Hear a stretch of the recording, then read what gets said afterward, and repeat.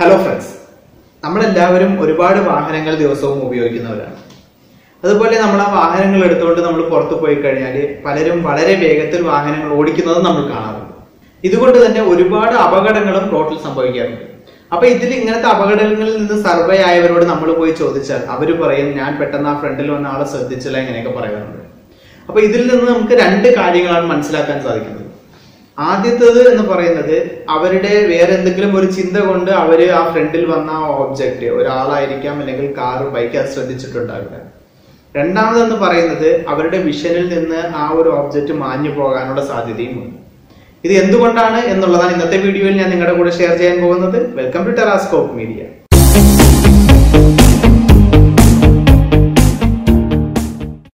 ഞാൻ അപ്ലോഡ് ചെയ്യുന്ന വീഡിയോസ് ഉടൻ തന്നെ നിങ്ങൾക്ക് ലഭിക്കാൻ നിങ്ങൾ ഈ ചാനൽ സബ്സ്ക്രൈബ് ചെയ്യുക, ബെല്ലൈക്കോണും അമർത്തുക.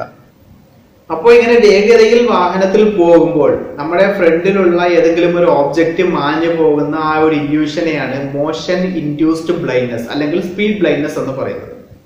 ഇത് എന്താണെന്ന് നിങ്ങൾക്ക് കൂടുതൽ എളുപ്പത്തിൽ മനസ്സിലാകാൻ വേണ്ടി ഞാനൊരു 30 സെക്കൻഡ് മാത്രം നീളമുള്ള ഒരു ചെറിയ വീഡിയോ നിങ്ങൾക്ക് ഞാൻ കാണിച്ചു തരാം.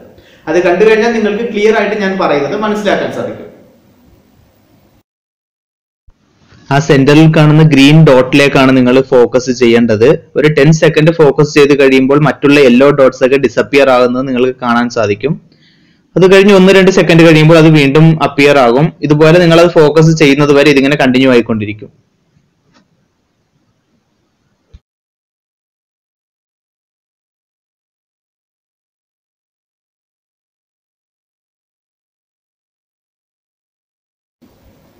അപ്പൊ എല്ലാവരും വീഡിയോ കണ്ടിട്ടുണ്ടാവുമെന്ന് ഞാൻ വിശ്വസിക്കുന്നു.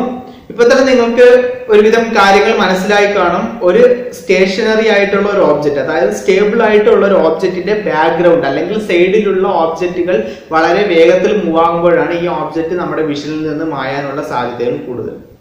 ഇത് എന്തുകൊണ്ടാണ് സംഭവിക്കുന്നതെന്ന് വെച്ചാൽ, നമ്മൾ സാധാരണ കാണുമ്പോൾ നമ്മുടെ കണ്ണ് മാത്രമല്ല അതിനെ സഹായിക്കുന്നത്.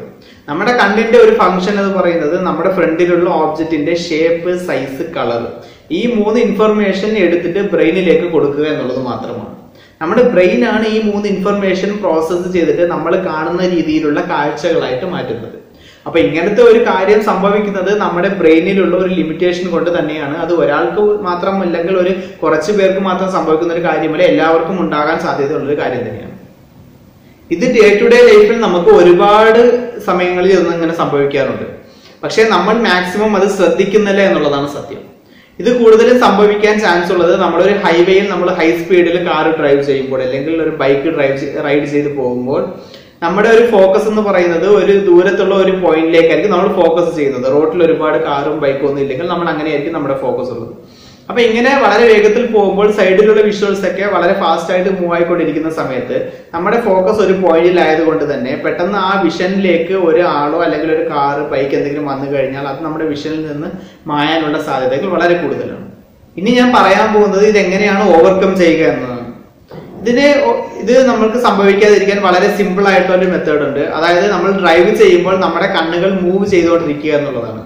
ഒരു ഓബ്ജക്റ്റിൽ തന്നെ നോക്കാതെ മറ്റുള്ള ഓബ്ജക്റ്റുകളിലേക്കും നോക്കിക്കൊണ്ടിരുന്നു കഴിഞ്ഞാൽ നമുക്ക് ഇത് സംഭവിക്കാനുള്ള സാധ്യതകൾ തീരെ കുറവാണ്. അതുപോലെ തന്നെ 2 അല്ലെങ്കിൽ 3 സെക്കൻഡിൽ കൂടുതൽ നമ്മൾ ഒരു ഓബ്ജക്റ്റിലേക്കും ആവശ്യമില്ലാതെ ഫോക്കസ് ചെയ്യാതിരിക്കുക. അങ്ങനെ ഫോക്കസ് ചെയ്ത് കഴിഞ്ഞാൽ ഈ സ്പീഡ് ബ്ലൈൻഡ്നെസ് അല്ലെങ്കിൽ മോഷൻ ഇൻഡ്യൂസ്ഡ് ബ്ലൈൻഡ്നെസ് ഉണ്ടാകാനുള്ള സാധ്യതകൾ വളരെ കൂടുതലാണ്. അതുപോലെ തന്നെ നമ്മളാണ് റോഡ് ക്രോസ് ചെയ്യുന്നതെങ്കിൽ പെട്ടെന്നൊരു വാഹനം വരുന്ന സമയത്ത് ആ ഡ്രൈവർക്ക് ഈ എഫക്ട് സംഭവിക്കാം എന്നുള്ളത് നമ്മൾ മനസ്സിൽ എപ്പോഴും നമ്മൾ ഒരു കരുതലോടെ ഇരിക്കണം, നമ്മൾ സേഫ് ആയിരിക്കണം. അപ്പൊ ഇതേപോലൊരു പുതിയ ഇൻഫർമേഷനുമായിട്ട് അടുത്ത വീഡിയോയിലൂടെ ഞാൻ നിങ്ങളുടെ മുന്നിലെത്തും. ഈ ഇൻഫർമേഷൻ നിങ്ങൾക്ക് ഇഷ്ടമായെങ്കിൽ ഇത് നിങ്ങളുടെ ഫ്രണ്ട്സിന് ഷെയർ ചെയ്ത് കൊടുക്കുക, ഈ ചാനൽ സബ്സ്ക്രൈബ് ചെയ്യുക, വീഡിയോ ഇഷ്ടമായെങ്കിൽ നിങ്ങൾ ലൈക്ക് ചെയ്യുക.